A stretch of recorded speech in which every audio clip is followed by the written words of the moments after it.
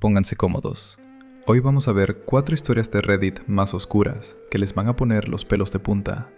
Si les gusta, suscríbanse y dejen un like. Aquí vamos. Personal de hotel tocaba mi puerta cada noche a las 3 de la madrugada, con toallas que nunca aparecían. Algo estaba mal desde la primera noche. Soy Álvaro, tengo 31 años y trabajo como trabajadora social en un pueblo pequeño. La semana pasada tuve que desplazarme a una zona rural para realizar visitas domiciliarias programadas. Mi supervisora Clara coordinó todo con antelación. 5 días de trabajo intenso, varios casos complicados.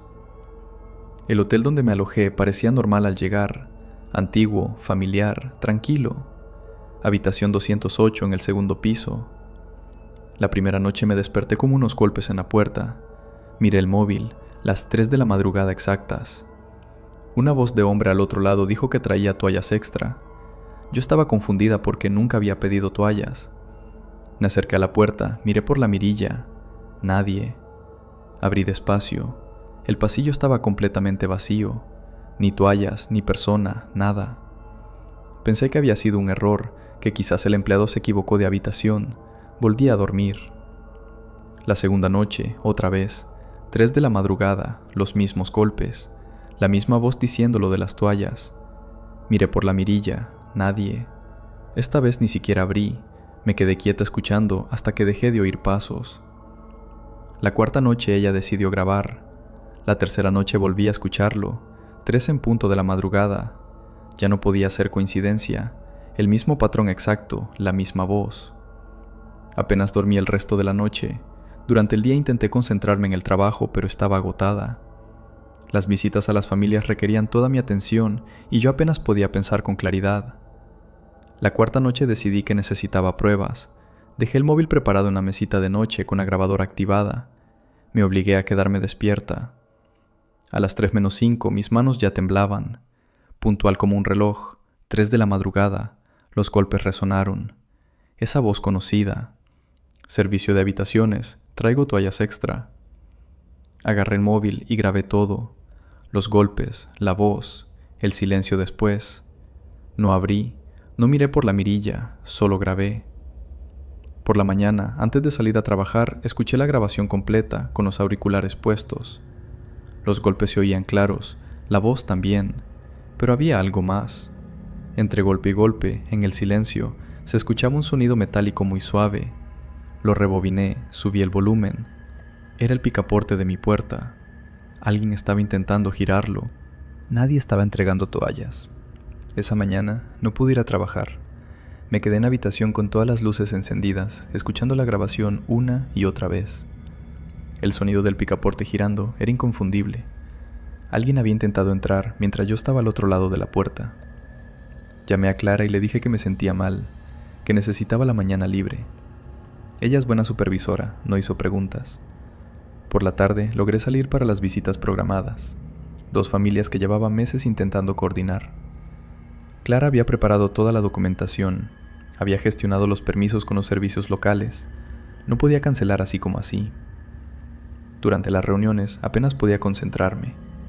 Una madre me preguntó 3 veces lo mismo y yo no recordaba haberle respondido.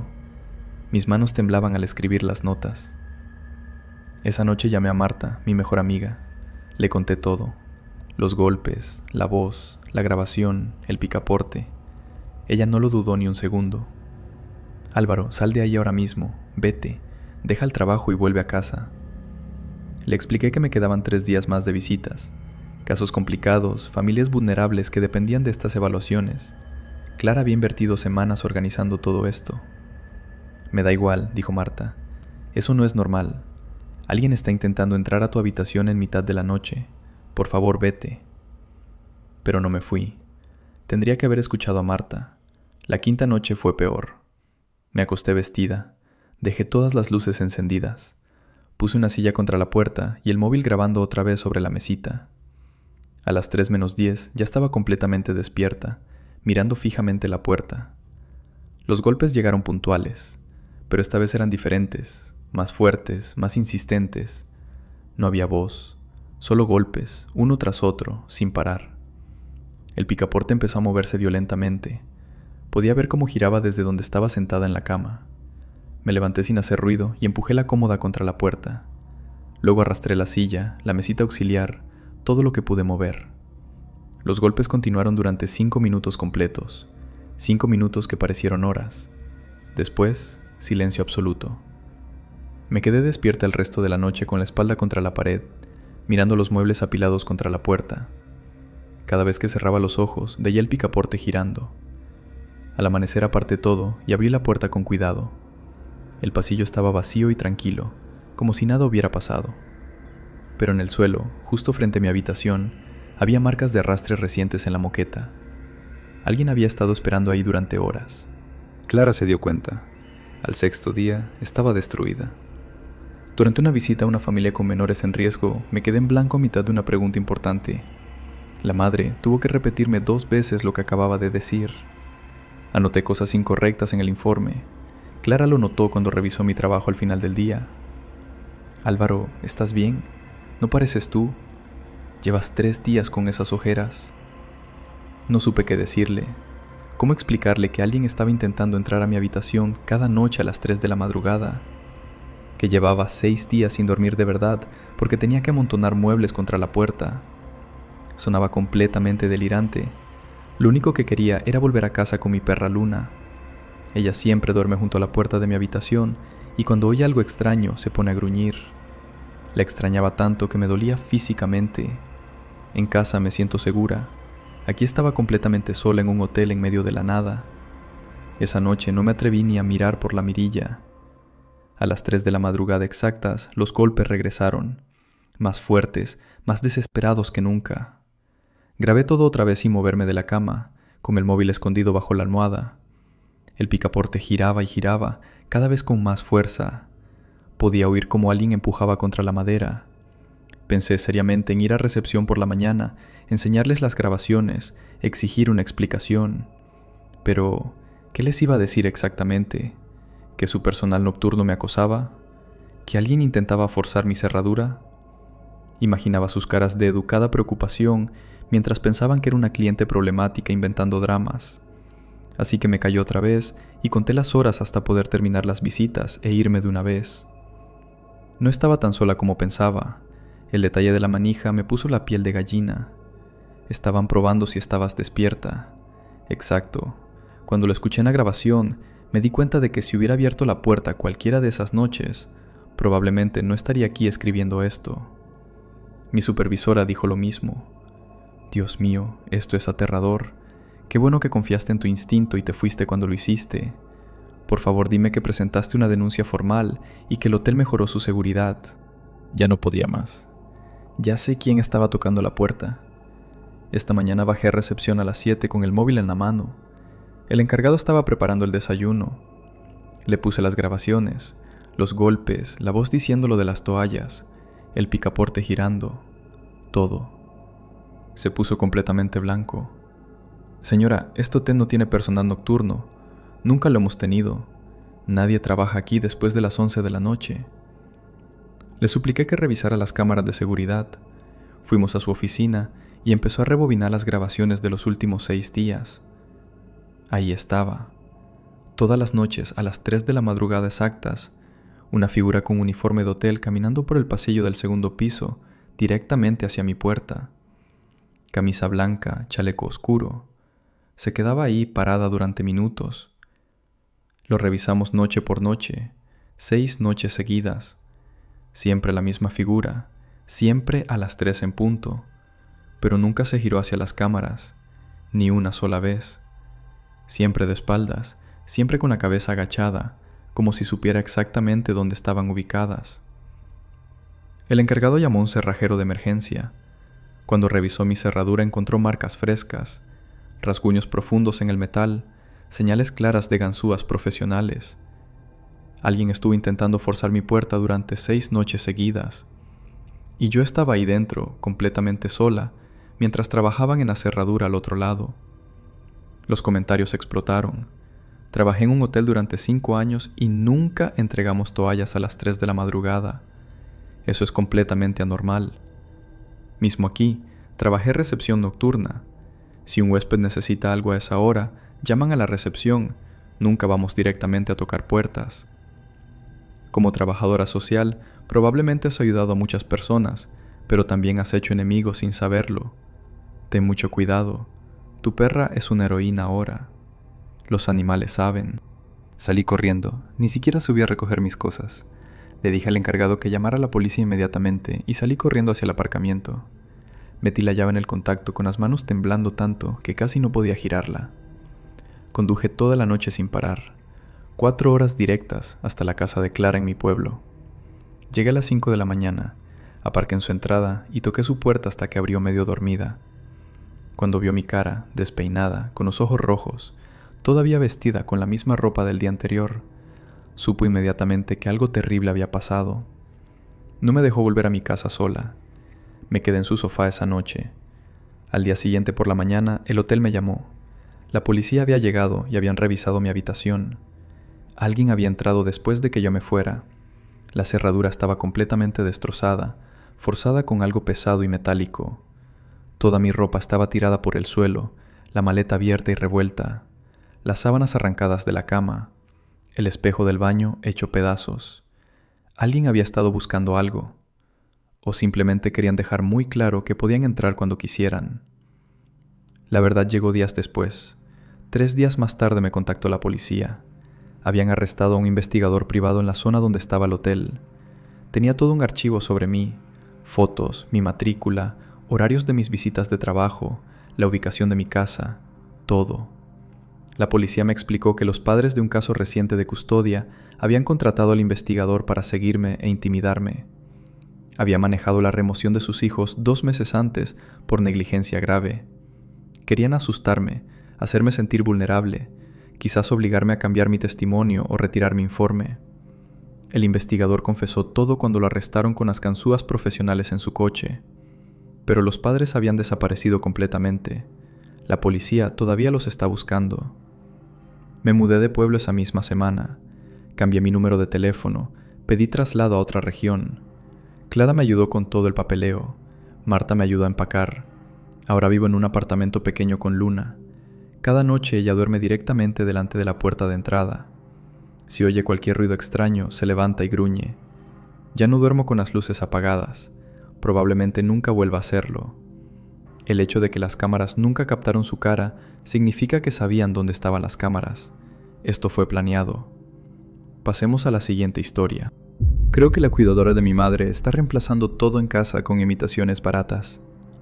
Tengo 32 años y trabajo como higienista dental. Hace 6 meses mi madre sufrió un derrame cerebral que la dejó con movilidad muy limitada. Vive conmigo en mi apartamento y necesita ayuda constante durante el día mientras estoy en la clínica. Contraté a Amparo hace 2 meses como cuidadora. Tenía referencias impecables, experiencia con pacientes post-derrame y mi madre la aceptó de inmediato. Al principio todo parecía perfecto.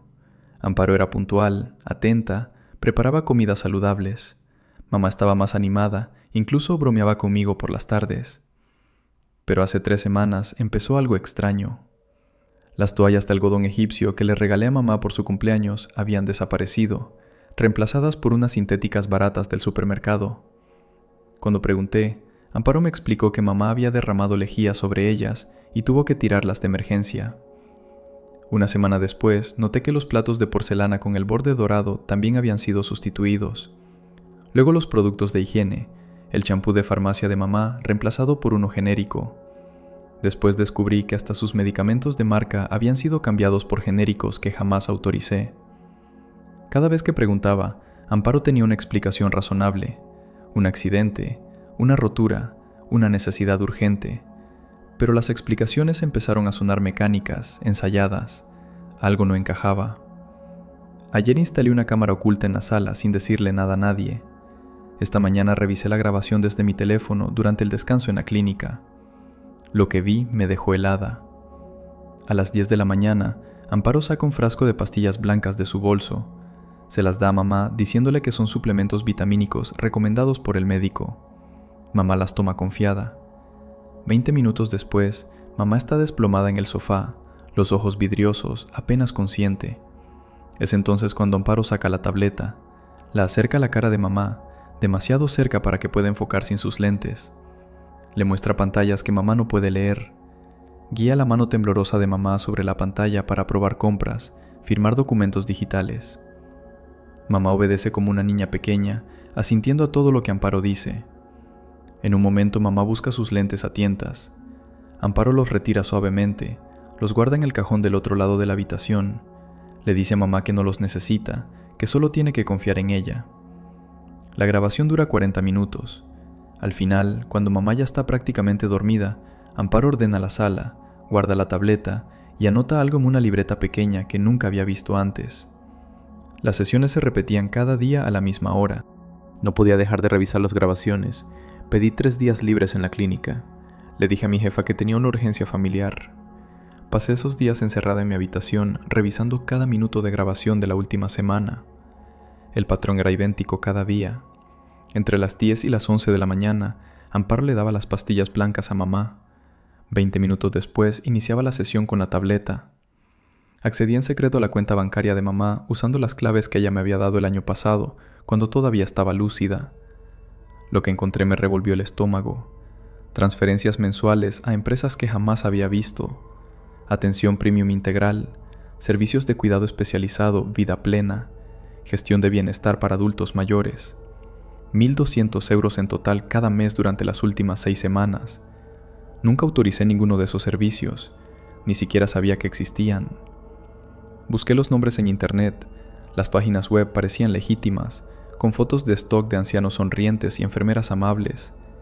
Pero cuando intenté llamar a los números de contacto, todos estaban desconectados o dirigían a buzones de voz genéricos que nunca devolvían las llamadas. Mamá ya no era la misma persona. Esperé hasta la noche del tercer día, cuando Amparo ya se había ido y mamá parecía más despierta. Me senté junto a ella y le pregunté con cuidado si recordaba haber autorizado servicios de cuidado adicionales. Se puso rígida, defensiva. Me dijo que Amparo era la única que realmente la cuidaba, que yo siempre estaba trabajando, que nunca tenía tiempo para ella. Cuando le mostré los estados de cuenta en mi teléfono, apartó la vista y murmuró que no entendía nada de esas cosas, que Amparo se encargaba de todo. Me acusó de ser controladora, de querer separarla de la única persona que la trataba con dignidad. Su personalidad había cambiado por completo. Antes del derrame era fuerte, decidida, desconfiada. Ahora era dócil, temerosa, se sobresaltaba con facilidad. A veces no reconocía objetos familiares. Una tarde señaló la cafetera y preguntó qué era esa máquina nueva. Busqué en el botiquín mientras Amparo estaba en la cocina. Encontré los medicamentos reales de mamá, los que el neurólogo había recetado, escondidos detrás de los productos de limpieza en el estante más alto. Los genéricos baratos estaban al frente, donde siempre guardábamos sus medicinas.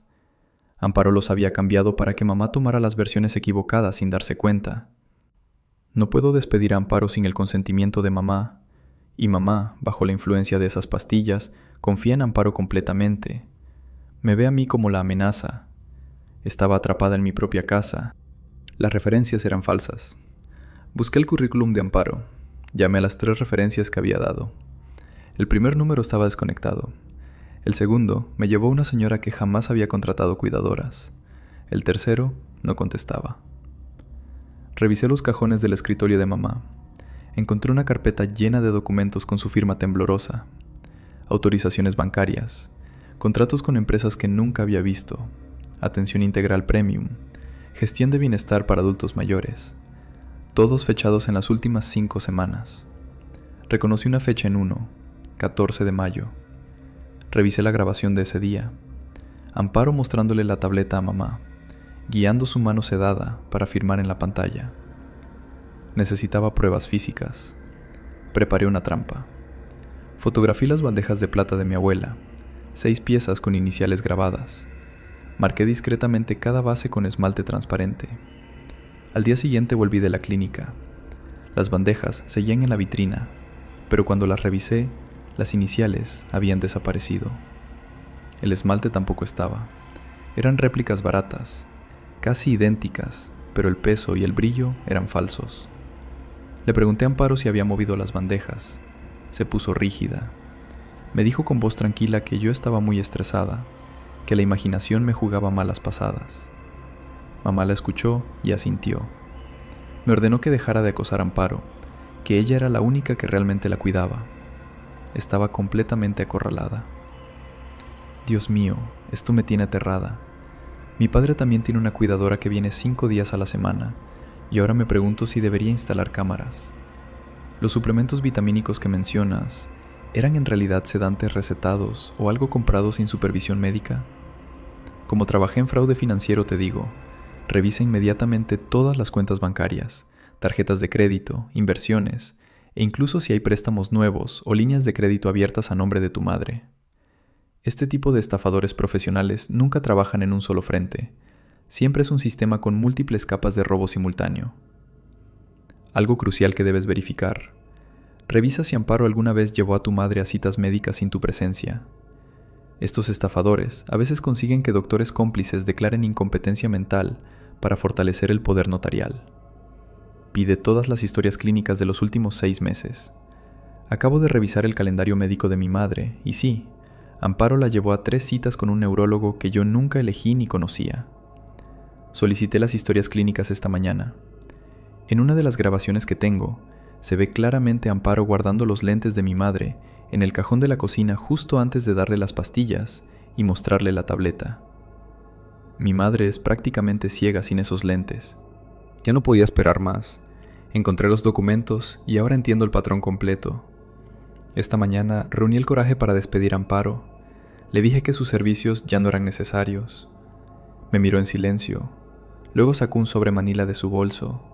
Dentro había un poder notarial completo, firmado por mi madre. Autoriza a Amparo a tomar todas las decisiones médicas y financieras.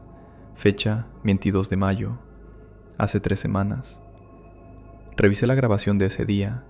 A las 10:15, Amparo le da las pastillas. A las 10:30, mamá está desplomada. A las 10:40, Amparo guía la mano de mamá sobre un documento en papel. La cámara no enfoca el texto, pero veo el sello notarial. Amparo me dijo con calma que legalmente tiene autoridad total sobre mamá, que si intento interferir, puede solicitar una orden de alejamiento. Luego salí del apartamento como si nada. No era la primera vez. Busqué el nombre de Amparo en grupos de redes sociales sobre cuidadores.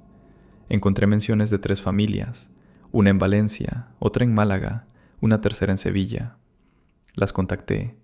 Todas confirmaron el mismo patrón. Amparo trabajó entre 6 y 9 meses para sus ancianos. Al final, cada uno terminó en residencias geriátricas con contacto familiar restringido. Las cuentas bancarias vaciadas sistemáticamente. Llamé a esas residencias haciéndome pasar por familiar de un posible cliente. Me explicaron que las transferencias habían sido autorizadas mediante documentos firmados y notariados. Todo legalmente impecable en papel. El patrón idéntico en los 3 casos. Ganarse confianza, sedar, obtener autoridad legal, vaciar finanzas, institucionalizar con acceso restringido, pasar a la siguiente víctima. Esto es fraude agravado y abuso sistemático de ancianos vulnerables. El poder notarial obtenido bajo influencia indebida o capacidad disminuida es completamente nulo ante la ley. Por favor, dime que ya fuiste a la policía y también a servicios estatales de protección de adultos mayores. Vi este patrón exacto tantas veces durante mis 30 años trabajando en geriatría. Las cuidadoras que operan así siempre tienen el mismo método. Referencias falsificadas o compradas. Se mueven constantemente entre ciudades cada 8 a 12 meses y siempre eligen pacientes con poca familia cerca o hijos que trabajan tiempo completo. Exacto. Y casi siempre trabajan a través de agencias pequeñas o como independientes para evitar verificaciones rigurosas de antecedentes penales y laborales. He llevado 7 casos de este tipo en los últimos 4 años y la metodología es prácticamente idéntica en cada uno. Aislar, sedar, documentar falsamente, vaciar y transferir. Contacté a las 3 familias que encontré en los grupos de cuidadores. Nos reunimos en línea. Cada una confirmó el patrón idéntico, las mismas cronologías, los mismos métodos, incluso las mismas empresas fantasma de servicios premium. Juntas compilamos un paquete de evidencia exhaustivo. Yo aporté las grabaciones de las sesiones de sedación, la cronología de firmas falsificadas, los registros bancarios mostrando el drenaje sistemático. Una de las familias consiguió registros médicos que mostraban sedantes inexplicables en los análisis de sangre de su padre. Lo presentamos a una fiscal especializada en abuso de ancianos vulnerables. Revisó todo durante 2 horas. Finalmente, abrió una investigación formal contra Amparo. Pero el daño ya estaba hecho. La cuenta de ahorros de toda una vida. La cuenta de ahorros de mamá estaba completamente vacía. 40.000 euros desaparecidos en 6 semanas, transferidos a la red de empresas falsas de servicios premium que Amparo controlaba. Peor aún, meses de sedación diaria y manipulación psicológica dejaron a mamá profundamente confundida sobre la realidad. Ya no confía en mí. Me ve con la misma desconfianza que yo siento hacia Amparo. Cree que intento institucionalizarla, controlarla, separarla de la única persona que realmente la cuidaba. Quiere que Amparo vuelva. Las otras familias están encontrando justicia, la investigación avanza. Probablemente habrá vindicación legal eventualmente, pero yo perdí algo que ningún fiscal puede devolverme: la conexión lúcida con mi madre, su confianza, la persona que era antes del derrame y antes de Amparo, tal vez para siempre. Las cámaras ocultas fueron buena decisión para documentar, pero ten mucho cuidado con las leyes de grabación de tu estado o provincia. En algunos lugares necesitas consentimiento explícito de ambas partes, o toda esa evidencia en video se vuelve inadmisible en procedimientos legales. Continuemos con la siguiente historia. Una niña de 7 años lleva meses dibujando al hombre que me está acechando. Los sábados siempre fueron tranquilos. Tengo 30 años y llevo mi propia floristería en el centro desde hace 5 años. Vivo en un apartamento con mi hermana menor Carmen, que tiene 26. Es un trabajo sencillo, honesto. Arreglos para bodas, ramos para cumpleaños, flores para el cementerio, nada extraordinario. Hace 3 meses conocí a Sofía. Tiene 7 años y viene cada sábado con su abuela. La señora siempre compra claveles blancos para llevar al cementerio, siempre los mismos. Mientras ella elige las flores más frescas y charlamos sobre el clima, Sofía se sienta en el taburete junto al mostrador de madera y dibuja. Al principio me pareció adorable, una niña callada, educada, concentrada en sus dibujos mientras su abuela hace las compras. Pero después de la 3ª semana noté que siempre dibujaba lo mismo: una figura alta, delgada, con una máscara blanca que no tiene ojos ni boca, solo un óvalo liso y vacío. Le pregunté una vez qué era. Me miró con esos ojos enormes y dijo: «El hombre que veo». Su abuela se rió. Tiene mucha imaginación, esta niña. Yo también me reí. Cosa de niños, pensé. Hasta el sábado pasado. Sofía dejó un dibujo sobre el mostrador antes de irse. No me di cuenta hasta que se habían marchado. Lo desdoblé para guardárselo para la próxima semana. Se me heló la sangre. Era mi tienda, exactamente mi tienda. Las macetas de geranios en el estante de la izquierda, el mostrador de madera con la grieta en la esquina superior, el delantal verde que uso todos los días.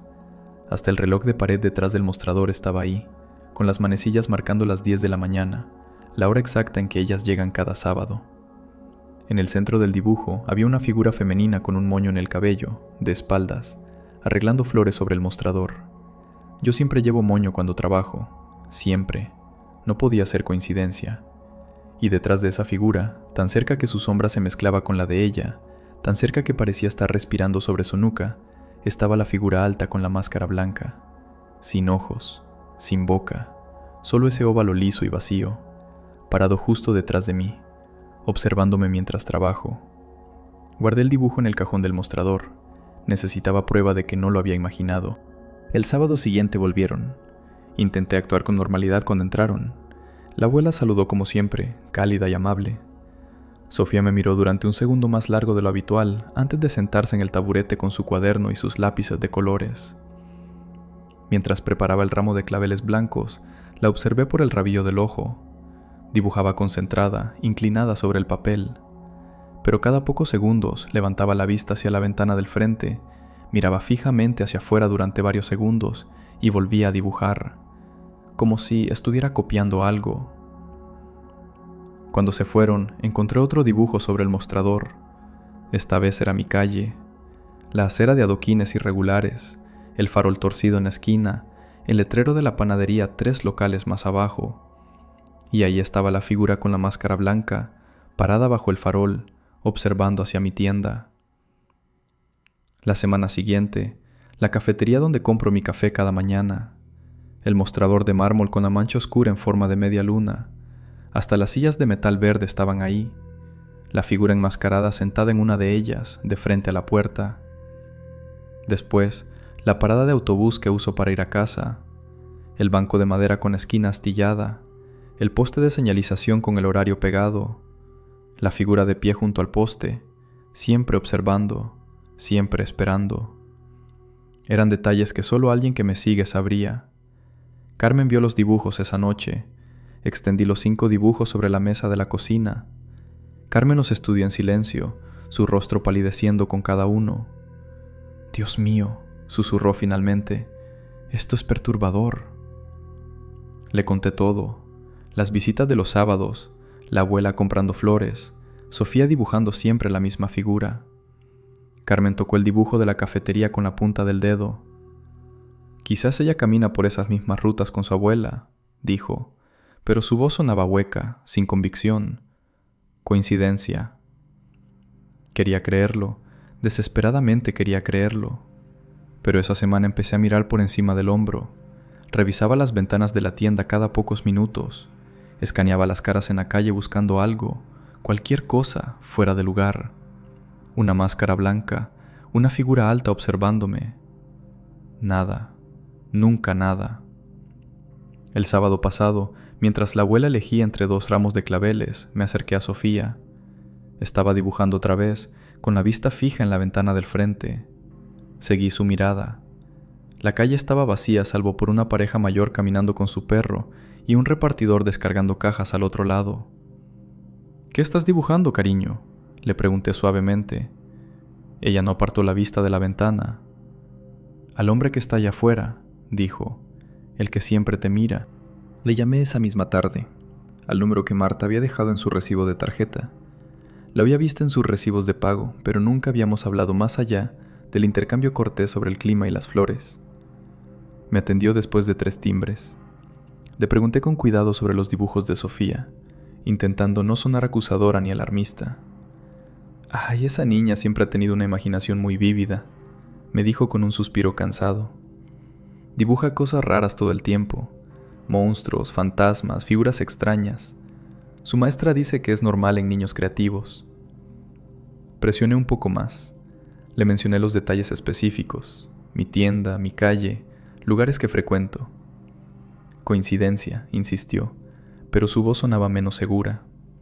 Hubo una pausa larga.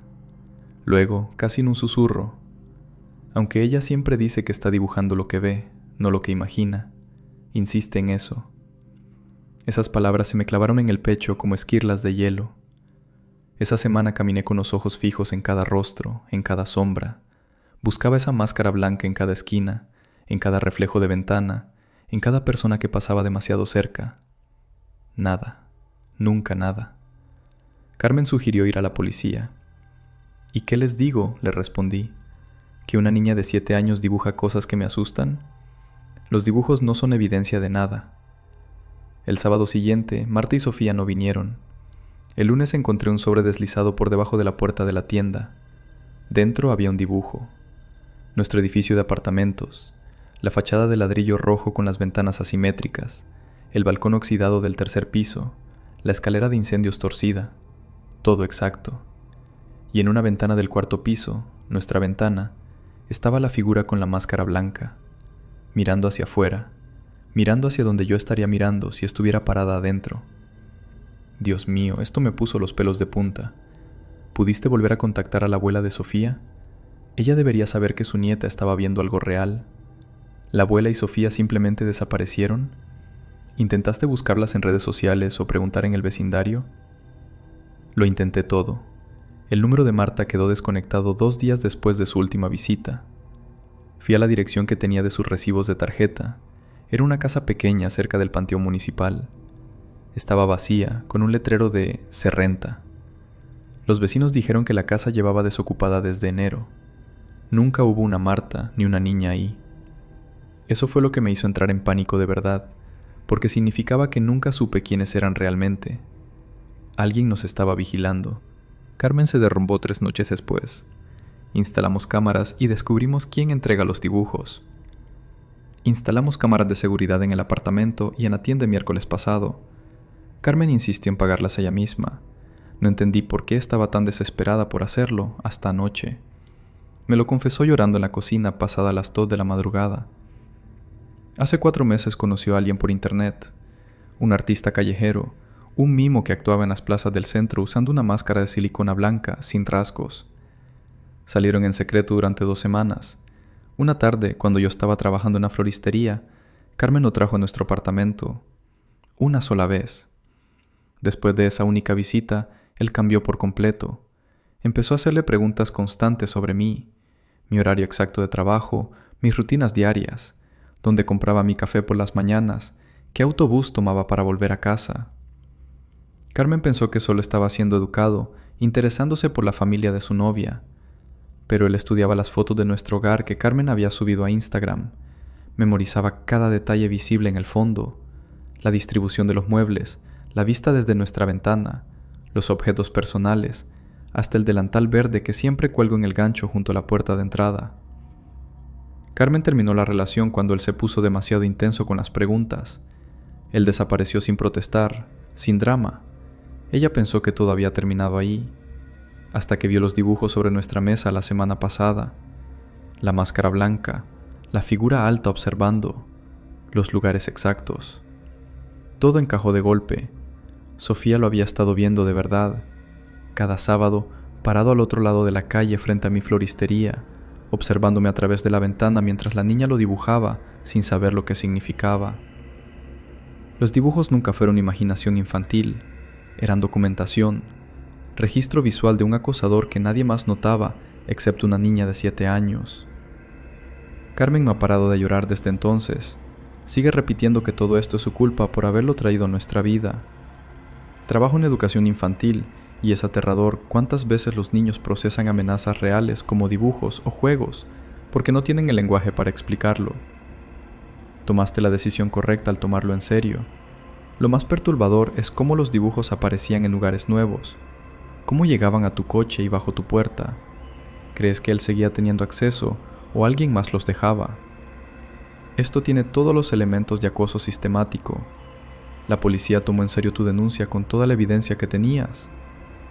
Por experiencia te digo que aunque tengas dibujos y el testimonio de la hermana, si el tipo no tiene antecedentes y desapareció, la policía lo archiva como prioridad baja. Es horrible, pero real. Ella necesita cámaras, alarma y cambio de rutinas inmediato. Fuimos a la policía al día siguiente. Presentamos la denuncia juntas el viernes por la mañana. Llevamos todos los dibujos, la confesión de Carmen, capturas de pantalla de las conversaciones que todavía tenía guardadas, todo. El oficial que nos atendió se mostró comprensivo pero poco optimista. Solicitamos una orden de alejamiento. Proporcionamos el nombre que Carmen conocía, su descripción física, todo lo que recordaba sobre él. Pero cuando la policía intentó localizarlo, había desaparecido completamente. Perfiles de redes sociales eliminados, número de teléfono desconectado. La dirección que le había dado a Carmen resultó ser un edificio comercial abandonado. Revisaron las grabaciones de seguridad de nuestro edificio de apartamentos. Lo encontraron en video entrando con Carmen hace 4 meses, un martes por la tarde, caminando junto a ella hacia el ascensor, conversando casualmente, su rostro visible en la cámara del vestíbulo, pero nunca saliendo. Revisaron cada hora de grabación de ese día y los 3 días siguientes. No hay registro de él abandonando el edificio por ninguna puerta, como si se hubiera desvanecido dentro de las paredes. El domingo encontré el último dibujo. Estaba deslizado bajo nuestra puerta. La figura con la máscara blanca parada junto a una cama doble. En la cama, 2 figuras durmiendo lado a lado, exactamente como Carmen y yo dormimos. En la esquina inferior, escrito con la letra infantil de Sofía pero con tinta fresca, claramente reciente: mañana. Cambiamos todas las cerraduras esa misma tarde, instalamos 4 cámaras adicionales, compramos una alarma con sensor de movimiento. Cerré la floristería durante 2 semanas. Carmen dejó su trabajo temporalmente, pero el daño ya estaba hecho.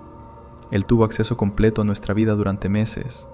Conoció cada rincón de nuestra rutina, estudió cada detalle de nuestro hogar, memorizó nuestros horarios. Y ahora es un fantasma sin nombre ni rostro verificable. Las cámaras de seguridad no muestran a nadie dejando ese último dibujo. Solo aparece ahí cuando reviso la grabación, como si se materializara de la nada. No sabemos dónde está, quién es realmente, o cuándo podría volver. Tu hermana necesita entender la gravedad de lo que hizo. Llevar a un desconocido de internet a tu hogar sin decirte es imperdonable, sin importar sus intenciones. Guarda absolutamente todos los dibujos en bolsas selladas sin tocarlos más. Son evidencia física y si él reaparece, podrían vincular huellas dactilares o ADN. Documenta todo con fotografías fechadas. Pasemos a la próxima historia. La anfitriona de mi Airbnb entra a mi habitación cada noche a las 3 de la madrugada para darme la bienvenida adecuadamente. Hay lugares donde no deberías aceptar hospitalidad. Me llamo Paula, tengo 28 años y trabajo como restauradora de arte religioso. Hace 6 días llegué a un pueblo remoto en las montañas del norte para un contrato de 3 semanas. Me contrataron para restaurar un retablo del siglo XVIII en la iglesia parroquial. Una pieza increíble, con pan de oro y policromía original. El pago era excelente, suficiente para cubrir 2 meses de alquiler en mi departamento, pero el pueblo es tan aislado y pequeño que solo encontré un alojamiento asequible, una casita en Airbnb en la propiedad de una señora llamada Marta.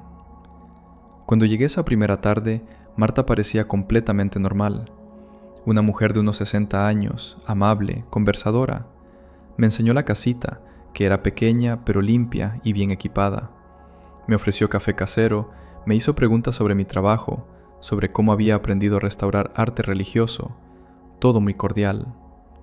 Pero había algo que me incomodaba desde el principio.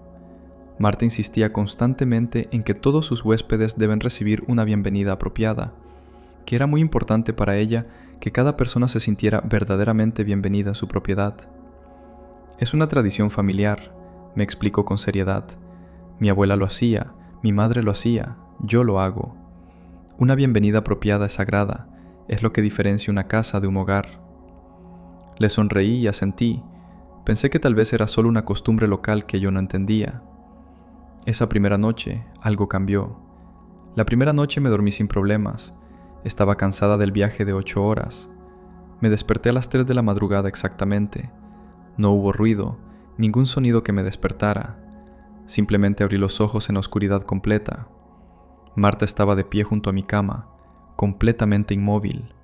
Sostenía una bandeja con comida, pan recién horneado, queso, un vaso de agua. Me miraba fijamente con una sonrisa enorme en el rostro. No sé cuánto tiempo llevaba ahí parada, observándome dormir. No pude moverme, mi cuerpo entero se congeló. Ella inclinó la cabeza levemente y susurró con voz suave: «Bienvenida apropiadamente, Paula, como debe ser, como siempre ha sido». Dejó la bandeja en la mesita de noche con cuidado, se dio la vuelta y salió de la habitación en completo silencio. Pasé el resto de la noche completamente despierta, mirando la puerta cerrada. Recién entonces, con las primeras luces del amanecer, noté que la cerradura solo funcionaba desde afuera. Faltaban 20 noches más. Intentó convencerse de que era normal. A la mañana siguiente intenté convencerme de que todo tenía sentido. Tal vez era realmente una tradición local que yo desconocía. Hay pueblos donde las costumbres son diferentes, donde la hospitalidad se expresa de maneras extrañas. Quizás estaba siendo irrespetuosa al juzgar. La segunda noche me obligué a dormir. Me desperté otra vez exactamente a las 3 de la madrugada. Esta vez había velas, docenas de velas pequeñas colocadas en círculo alrededor de mi cama, todas encendidas. Marta estaba de pie observándome con esa misma sonrisa. Las llamas proyectaban sombras que se movían por las paredes. No pude contenerme más. Me senté en la cama y le pregunté directamente qué estaba haciendo, por qué entraba así en mi habitación. Marta inclinó la cabeza como si mi pregunta fuera extraña. «Es la bienvenida apropiada», me explicó con paciencia. «La luz guía el alma nueva hacia su hogar temporal. Mi abuela me enseñó. Es sagrado, Paula. Es un honor». Le dije que no me sentía cómoda, que necesitaba privacidad. «Aún faltan 2 semanas», respondió con voz suave. «La bienvenida no está completa todavía». Salió y dejó las velas encendidas. Tuve que apagarlas una por una, temblando. Ya había pagado el depósito completo. El contrato del trabajo era vinculante. Mi coche estaba en su propiedad. No tenía dónde más ir en todo el pueblo. La tercera noche fue peor. La tercera noche permanecí despierta hasta las 2:45, mirando fijamente la puerta. Escuché sus pasos en el pasillo exactamente a las 3. Esta vez Marta no traía nada. Ninguna bandeja, ninguna vela. Simplemente entró en silencio, arrastró una silla de madera hasta colocarla junto a mi cama y se sentó. Cerré los ojos de inmediato. Fingí estar dormida. Mi respiración salía entrecortada, pero intenté controlarla, hacerla más lenta, más profunda. Ella comenzó a tararear, una canción de cuna antigua que nunca había escuchado antes. Su voz era suave pero penetrante. Podía sentir su mirada sobre mí, estudiando cada detalle de mi rostro. El colchón se hundió ligeramente cuando ella se inclinó más cerca. No me atreví a moverme, ni un músculo, ni siquiera cuando sentí su aliento cerca de mi mejilla. El tarareo continuó durante lo que parecieron horas, pero probablemente fueron solo 20 minutos. Finalmente se levantó. Escuché el roce de la silla al alejarse, sus pasos lentos hacia la puerta, el clic suave del pestillo. Abrí los ojos en la oscuridad. La silla seguía ahí, colocada junto a mi cama, todavía caliente donde ella había estado sentada. Faltaban 18 noches. Las horas se arrastraban hasta las 3. Ya no intentaba dormir de verdad. Me quedaba despierta en la cama, esperando que llegaran las 3, sabiendo que Marta vendría de todas formas. Intenté poner pestillos, empujar muebles contra la puerta. Nada funcionaba. Ella tenía llaves maestras de todo. La cuarta noche entró como siempre, apartó la silla que había colocado contra la puerta sin siquiera hacer ruido y se sentó a mi lado. El tarareo era más fuerte ahora, más insistente. Se quedó casi 40 minutos. La quinta noche duró más de 1 hora. Su canción de cuna llenaba toda la habitación. Me quedé completamente inmóvil, fingiendo dormir, sintiendo cómo se inclinaba más cerca cada vez. Pensé en llamar a mi hermano Luis. Vive a 4 horas de aquí, pero ¿qué le diría exactamente? ¿Que una anciana entra a mi habitación a tararear canciones? Sonaba ridículo incluso en mi cabeza. Además, mi coche había empezado a fallar. El motor tosía cada mañana. La batería parecía débil, y el contrato del trabajo tenía cláusulas de penalización si me iba antes de terminar. Necesitaba ese dinero. Estaba atrapada completamente. Algo andaba mal con esta habitación. Empecé a explorar la casita con más cuidado cuando Marta salía a hacer sus mandados. Cosas pequeñas que había ignorado antes ahora cobraban sentido terrible. La cerradura de la puerta de mi habitación tenía marcas de desgaste en el lado equivocado. El pestillo estaba diseñado para cerrarse desde fuera, no desde dentro, como si la habitación hubiera sido pensada para mantener a alguien adentro, no para proteger su privacidad.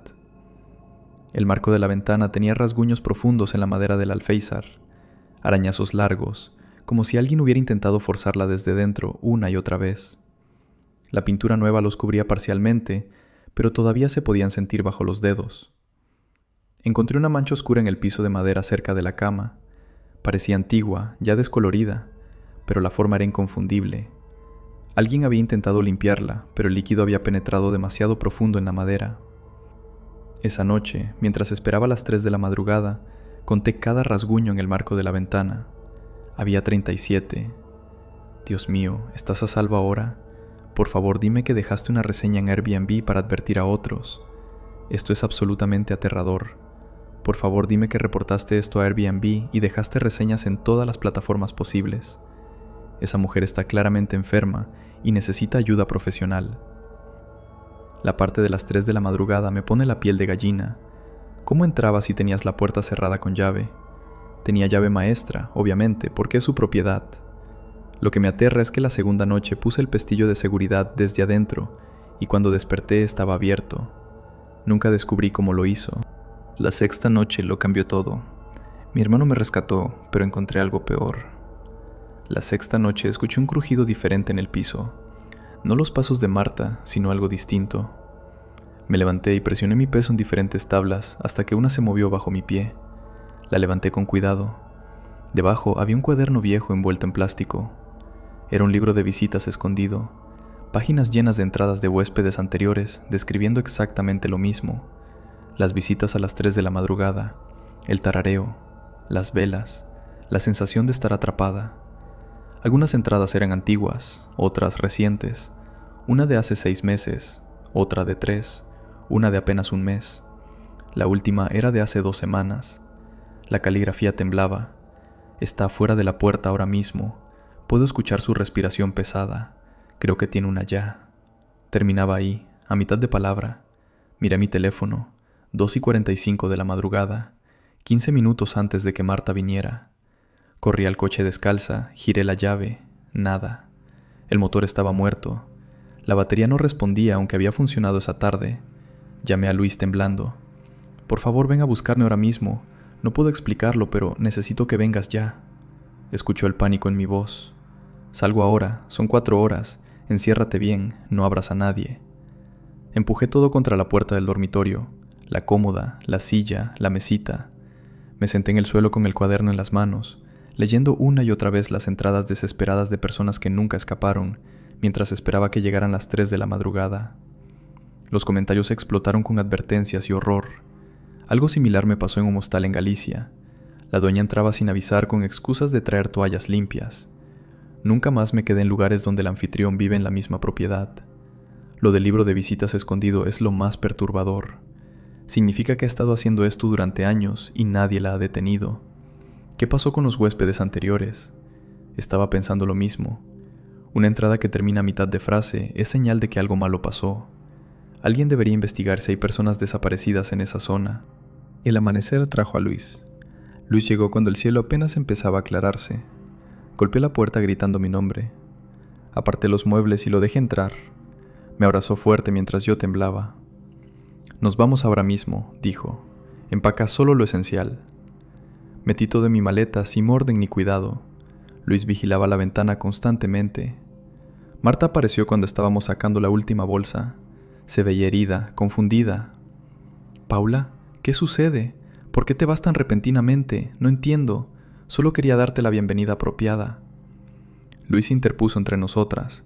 «No le habla a mi hermana». Regresé corriendo al dormitorio para agarrar la almohada. Al levantarla sentí algo duro debajo. Un fajo de fotografías. Yo durmiendo. Una foto de cada noche. Diferentes ángulos. Desde la puerta. Desde el pie de la cama. Desde el lado izquierdo. Desde tan cerca que podía ver mis pestañas cerradas. «Luis», susurré. Él entró y vio las fotos en mis manos. Agarró mi brazo. «Vámonos, ya». Subimos al coche de Luis llevando las fotografías y el cuaderno escondido como evidencia. Marta nos observaba desde la ventana de su casa, todavía sonriendo. Pero el sistema falló. Presenté denuncia con la policía, les mostré todo, las fotografías, el libro de visitas escondido con las entradas desesperadas de otros huéspedes. Les expliqué las visitas nocturnas, la cerradura al revés, los rasguños en la ventana. Marta les dijo a los oficiales que yo la había invitado cada noche, que era parte de nuestro acuerdo, que las fotografías eran regalos para recordar mi estadía, que todos sus huéspedes las recibían como cortesía especial. No había evidencia de entrada forzada porque ella tenía las llaves. Era su propiedad. Ningún otro huésped había presentado quejas formales. El caso se cerró. Perdí el contrato de trabajo, perdí el depósito completo, perdí 3 semanas de ingresos, pero al menos estoy viva. Sigo pensando en ese libro escondido bajo el piso, todas esas entradas desesperadas de personas que pasaron exactamente por lo mismo, personas que pidieron ayuda y no la recibieron. La última entrada que terminaba a mitad de palabra: «El sistema nos falló a todos. Esto es allanamiento de morada. No importa que sea su propiedad, una vez que rentas el espacio, ella no puede entrar sin permiso. Deberías consultar con un abogado, especialmente por las fotografías». Esa fue la última historia de hoy. Gracias por acompañarnos y nos vemos en el próximo video.